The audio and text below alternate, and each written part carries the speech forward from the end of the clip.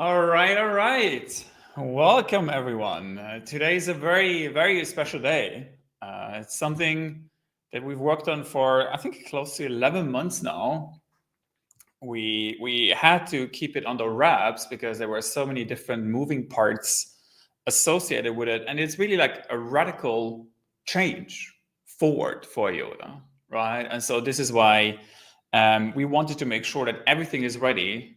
The announcement, the release, the testnet, the wallet software, the library, all the tooling. We wanted everything to be ready to finally present it to all of you guys. So here we are. Welcome to IOTA Rebased. And this is really like a very exciting directional change that we're taking with IOTA from something working on IOTA 2.0, which was really sort of like leaderless, fully decentralized, leaderless consensus protocol, right? Trying to maximize decentralization and not focus on programmability, to taking a very different path now with making sure that we maximize programmability and making sure that we maximize utility on the IOTA network. And this is why obviously it's taking a little bit of time to get everything prepared and everything ready.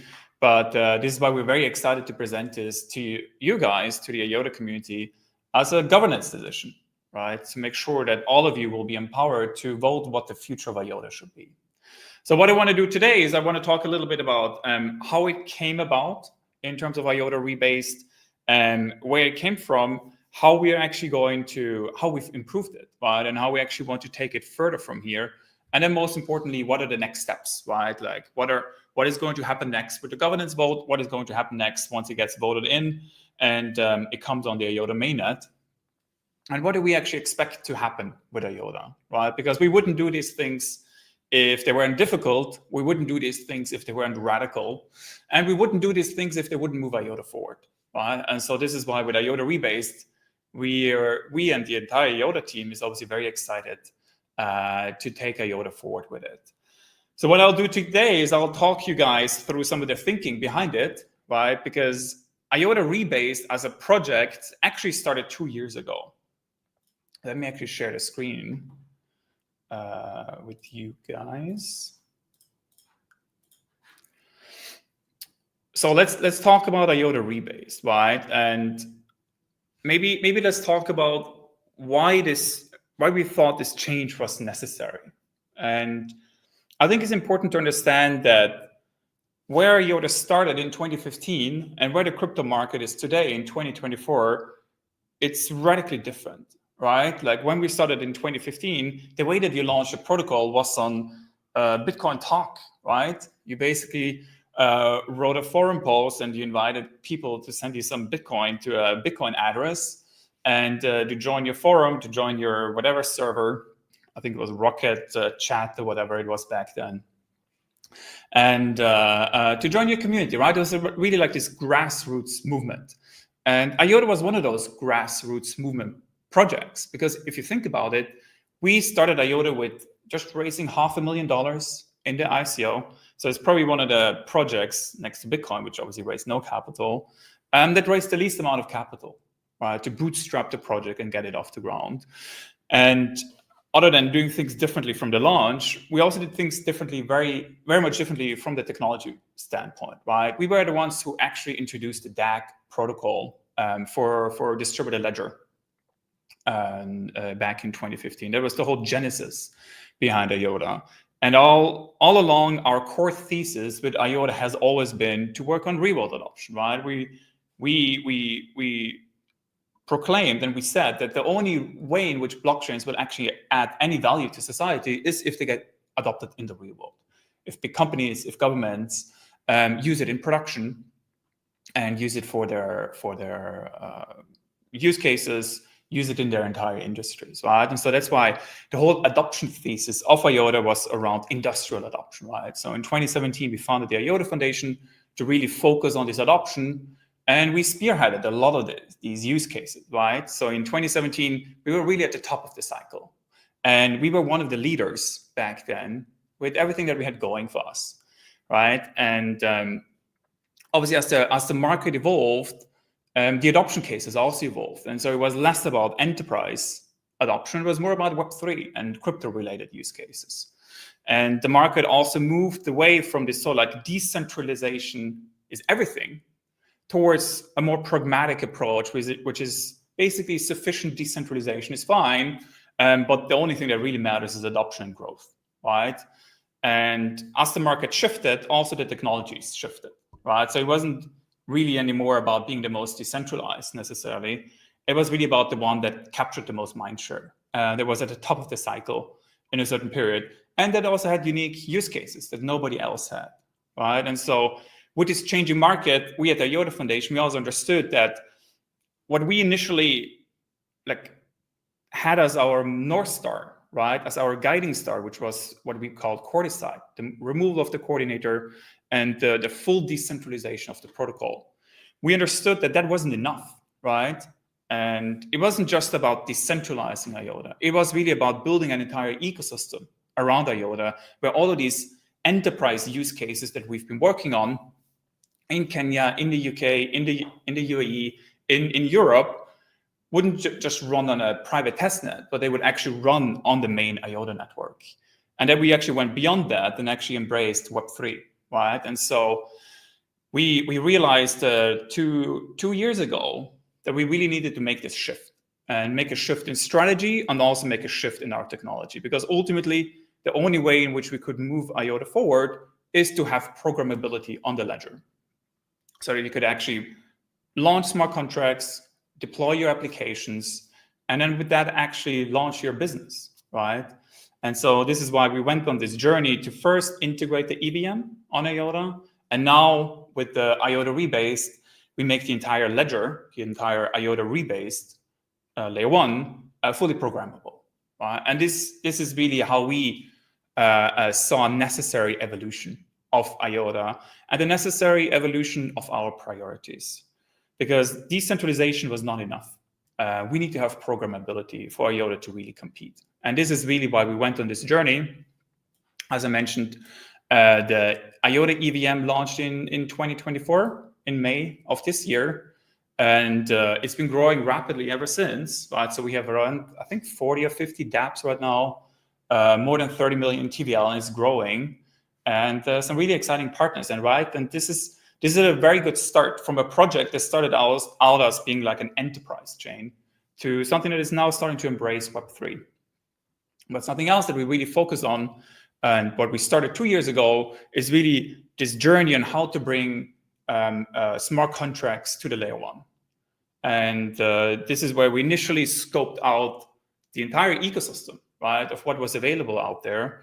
And so we quickly came to the conclusion that the Move virtual machine was actually the right path forward for us, because unlike the EVM, which is obviously very exciting, but had these significant limitations in terms of scalability and also being applicable to our DAC architecture, our team understood that the Move VM, especially the SUI Move VM, right, which have really adapted what was started at Facebook and taken it a different approach by taking many of the same concepts and principles behind IOTA's DAC ledger and then adapting it with their own architecture. And so this is why we really focus on making sure that we have the Move VM on IOTA, leveraging the DAC architecture, right? Because the core thesis of IOTA is to have a parallelized ledger architecture, because that is how we scale the network. We are not here to build layer 2s. We're not here to build the roll-ups. We're really here to make sure that everything happens on the IOTA layer 1. Similarly to Solana, right?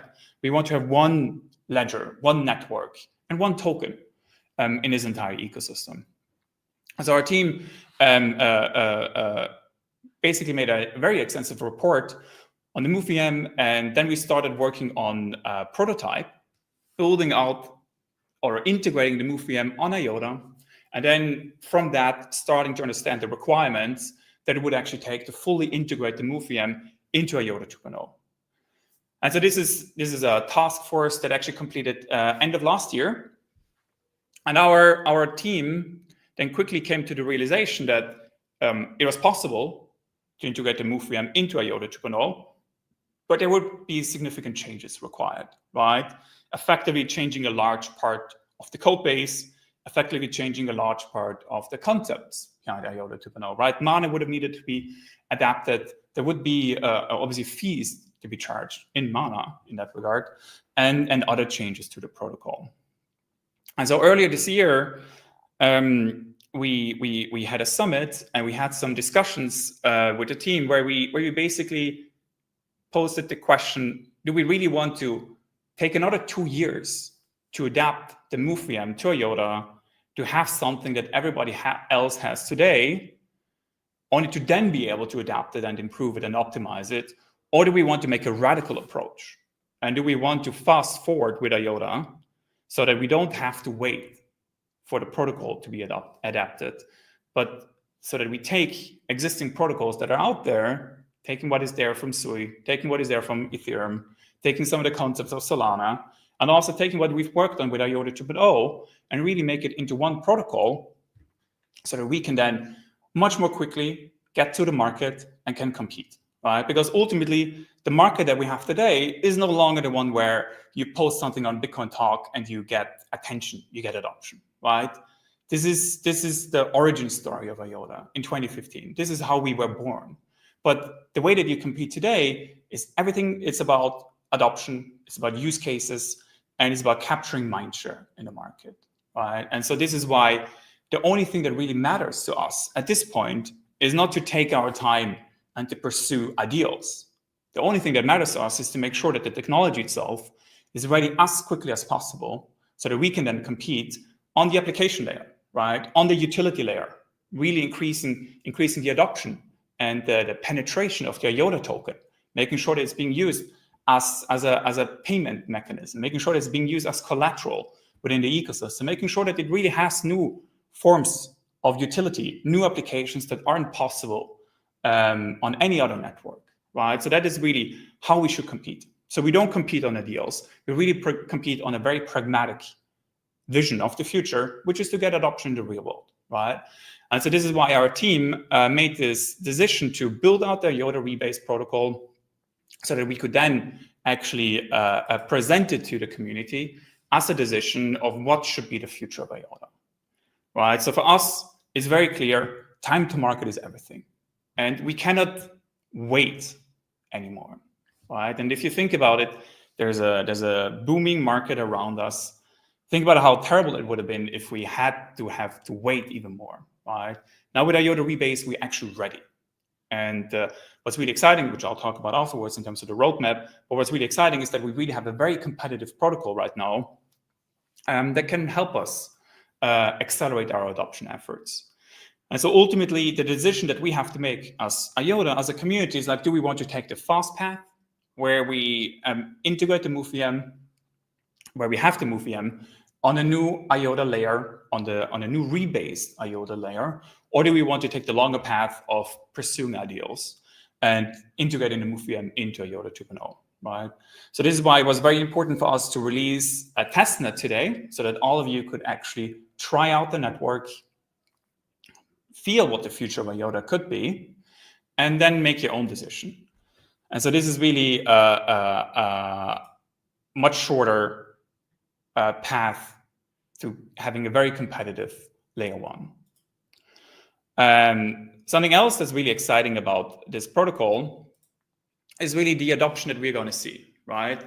And as I've already told you, we already have the EVM on the layer 2. We're going to continue to have the EVM, right? So even if the IOTA Rebased protocol is on the layer 1, our adoption strategy will still be centered around the EVM while building up the Move ecosystem.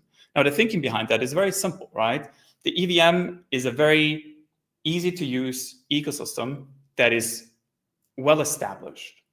All the tooling is there, all the integrations are there, many of the dApps are open source, and everything is there, right? So the IOTA EVM ecosystem today is fully functional, right? You can trade there, you can leverage there, you can launch your meme coins, you can even do some very exciting gaming use cases, right? So everything is already there.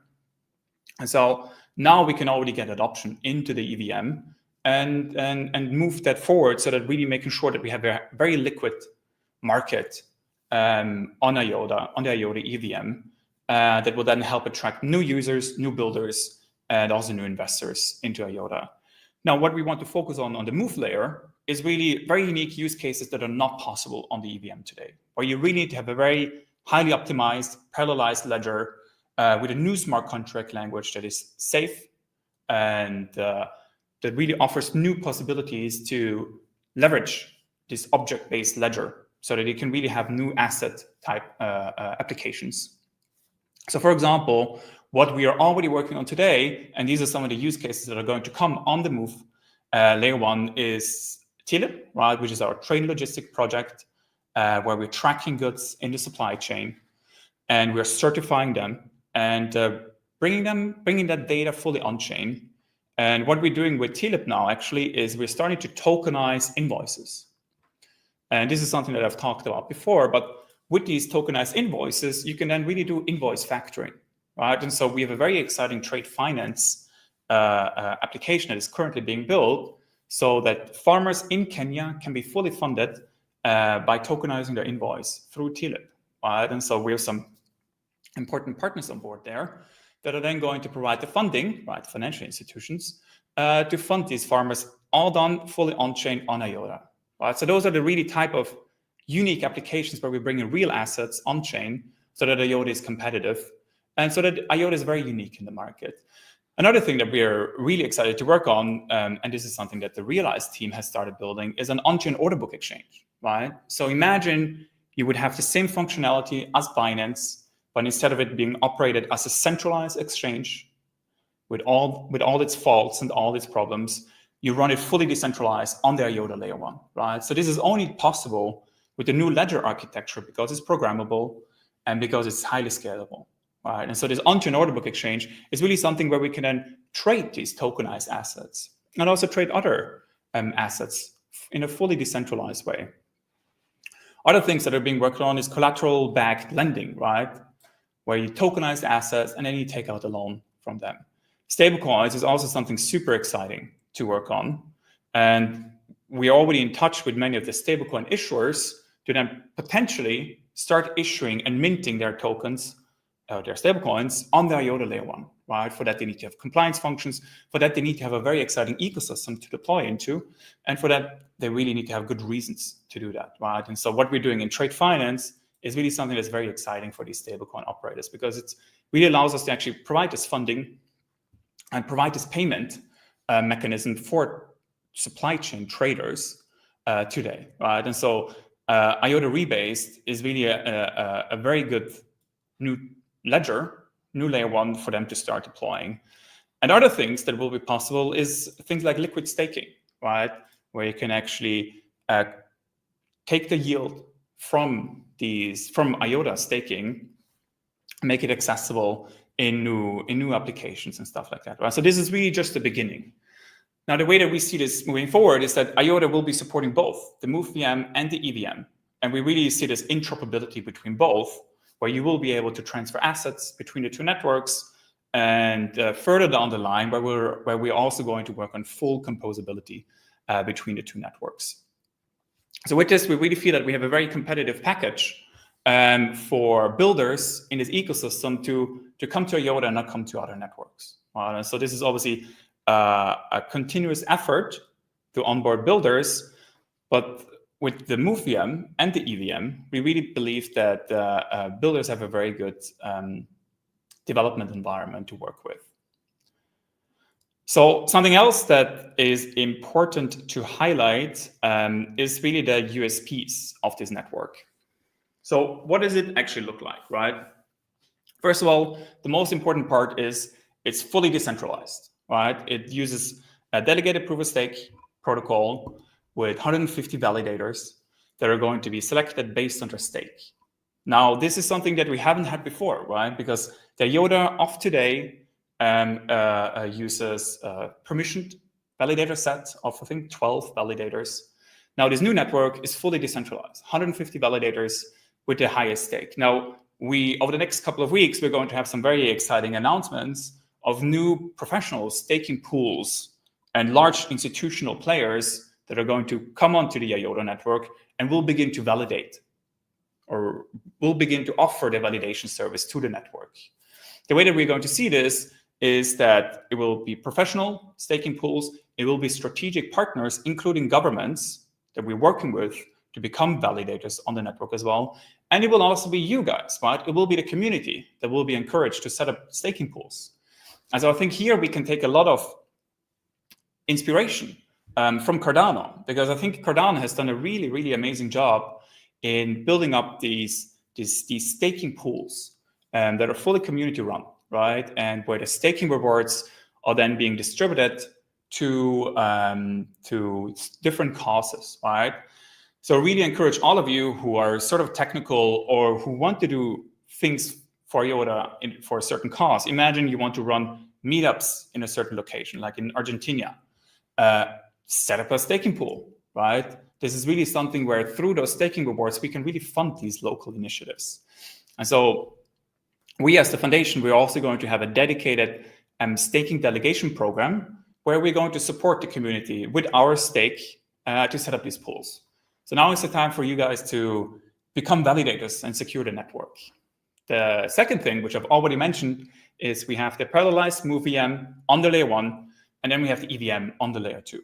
This is really something that is meant to help us fast track the adoption of IOTA while building up a very unique ecosystem on the move layer, right? So that we don't have to wait to get, so we don't have to rebuild all the DeFi primitives that are there today on the EVM on the move layer, because quite frankly, that would also be a waste of time and a waste of effort. Instead, on the move layer, we should really focus on unique applications that are not possible on any other network. The third part, which is something very critical and very important, is the staking rewards. We are finally going to have IOTA staking. So as an IOTA holder, I think this has been always something that was kind of weird, like why we didn't have staking since the start. And I think a lot of it had to do with ideology at first, where we thought we didn't need to have staking to secure the network, where we thought we could have different kind of incentives to structure the ledger and structure the network, right? Now, while many of these ideas work in theory and work in principle, what has proven itself in the market is that staking rewards is really one of the best ways to decentralize the network and build up adoption for the token, because it is one of the most profound utilities of the token, right? These networks exist, or these networks are decentralized because the token itself is being used to secure the network, right? This is why these tokens exist in the first place. Unless, of course, you're a meme coin, right? Or like a token with no utility. But the security of the network is the most profound and the most foundational utility of decentralized networks, right? And so finally having staking on IOTA is really a critical part for us to have the same that everybody else has, and for us to really build up this entire staking infrastructure. Think about all of these funds that are existing today, whether it's an ETF or an ETP or a family office, all of them have been asking us about staking rewards in IOTA. Now we can finally tell them how much APY they're going to get, between 10 to 15%, and how they will actually be able to generate a return by securing the network, by running a validator, and by holding their IOTA tokens. So this is really like a critical part that will help us in our adoption of IOTA in the financial sector, right? This has been one of the main exciting things for the Ethereum ETF, by the way, having staking rewards. And this is really why, with staking rewards, we really make IOTA compatible or competitive against other networks, and also give all of you guys who hold the IOTA tokens an incentive to secure the network. The fourth part is fees. Now, this is obviously something that we have really tried to be feeless since forever, right? The USP of IOTA has been to be feeless. This was really our main thesis, our main reason why we have worked on IoT, why we've worked on these micropayment use cases, why we've worked on this machine economy. Now, while all the use cases in this machine economy, or many of the use cases in this machine economy didn't work out, right? Because they were just not feasible, they were too far into the future, or IOTA was too early in many regards. this core principle of IOTA to be feeless was persistent, right? It really guided us in IOTA 2.0. It guided our design in Mana, right? And so I think everybody would love to have a feeless protocol, but there's always a hidden fee, right? So Mana was really a way to hide this. And so there's two ways to look at this, right? If you stake your IOTA tokens today, through the inflation, you actually get enough tokens to pay the fees, right? The same concept was there with IOTA with Mana, because you effectively stake your IOTA tokens to earn Mana to then pay the fees with that. The only difference is that with the staking rewards on IOTA now, IOTA becomes inflationary, right? The way that we're going to balance this is that the fees that are being paid are going to be burned, right? So this is a concept that was started in Ethereum, in Solana. So we're going to have fee burning so that with the adoption that is happening on the layer one, IOTA will eventually become deflationary, right? So all this inflationary increase that is happening through the staking rewards will then be counterbalanced by making it completely, by completely burning the fees. This is really something that really encourages us and everybody in the network to really push for the adoption on the mainnet. And now the last point, and obviously one of the most important ones, is that the new ledger is really scalable, right? It is fully parallelized. It's a DAG ledger. And I think some of our tests showed that we can do more than 50,000 TPS. Obviously, now that we have this new protocol in place, the focus is really on how to scale this even more. And we can also have sub-second finality times, right? Around 400 to 500 milliseconds to confirm transactions. That's obviously incredibly exciting because now we have a very scalable ledger with programmability and fast transactions. And so all in all, I think this entire package really repositions IOTA in the market and introduces a new protocol and also a new path forward for IOTA to accelerate our adoption, and for all of you to really be part of this journey of IOTA and be excited for IOTA and the way that we're moving forward. By the way, we have to give a lot of credit to the design team, because this is really one of the most beautiful images that actually explains to you why IOTA Rebased was so critical for us, right? Instead of having to wait another 2 years for the protocol to get ready, instead of undergoing effectively 2 mainnet upgrades, first with IOTA 2.0 and then with the IOTA Move ledger, we can now do 1 mainnet upgrade, and we can really accelerate our adoption through that. We have all of this adoption that we've been working on over the past few years that we can now bring on-chain. We don't need to wait another 2 years, but we can really make it happen as quickly as possible. As with IOTA Rebased, we really leapfrog, right? As the memes started in the community, with IOTA Rebased, we can finally leapfrog IOTA. And I think that's something that we can really be excited about, because now we can be competitive in 2024 and be ready for hopefully an even more exciting market over the coming months. Maybe just to talk a little bit about the timeline. So first of all, what's going to happen right now is that we have a governance vote, right? So this is something where we really encourage all of you to participate and to vote and to tell us your opinion. Like, do you want to do IOTA Rebased, or do you not support IOTA Rebased? We're undergoing through this governance phase right now, first on the forum, and then it will be a token vote. It will take around, I think, 4 or 5 weeks, 5 weeks in total, until the votes are final and until the community will have decided about IOTA Rebased. So after the vote was completed, we obviously still have to continue the testnet phase. So starting from today, there's a 2-month testnet phase to really make sure that everything is fine, that all of our partners are actually ready for the mainnet release, right? The validators, the staking pools, and also the integrations with the exchanges.